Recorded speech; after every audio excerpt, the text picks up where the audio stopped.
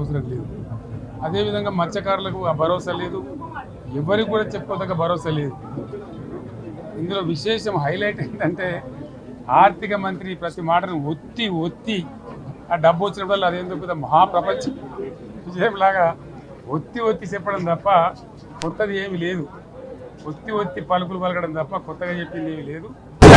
ఒక కొత్త సంక్షేమ పథకం కానీ ఏది కూడా లేదు.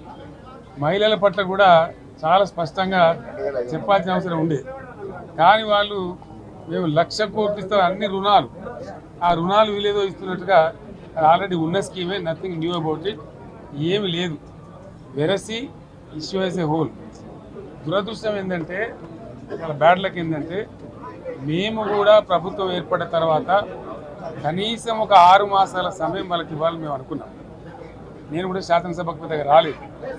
కానీ ఈరోజు బడ్జెట్ చూస్తే ఏ ఒక్క పాలసీ ఫార్ములేషన్ జరగలేదు.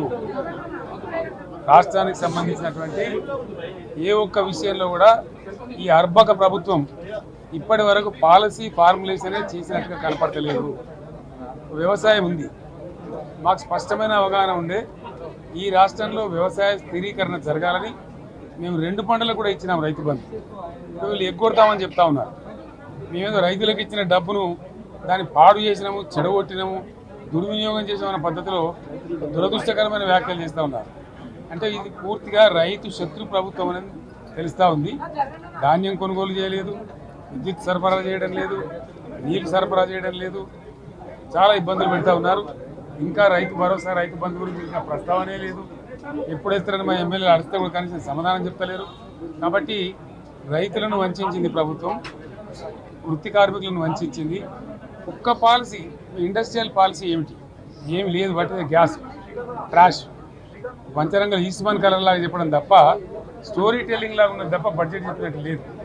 రాష్ట్రంలో వ్యవసాయ పాలసీ ఏమిటి, పారిశ్రామిక పాలసీ ఏమిటి, ఐటీ పాలసీ ఏమిటి, ఇంకా ఇతర అనేక పాలసీలు, పేద వర్గాలకు సంబంధించిన పాలసీ ఏమిటి అనే దాని మీద ఏ ఒక్క దాని మీద కూడా గ్యాస్ ట్రాషే తప్ప, చిల్లర మల్లర ప్లాట్ఫామ్ స్పీచ్ లాగా ఉంది తప్ప అది బడ్జెట్ ప్రసంగం లాగా లేదు.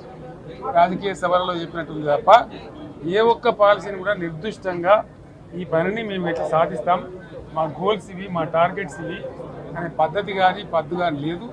ఇది పేదల బడ్జెట్ కాదు, రైతుల బడ్జెట్ కాదు, యువల బడ్జెట్. విశ్లేషణలో మీకు తెలుస్తుంది. భవిష్యత్తులో బ్రహ్మాండంగా మేము దీన్నంతా కూడా చీల్చి చెండాడబోతాం. Thank you.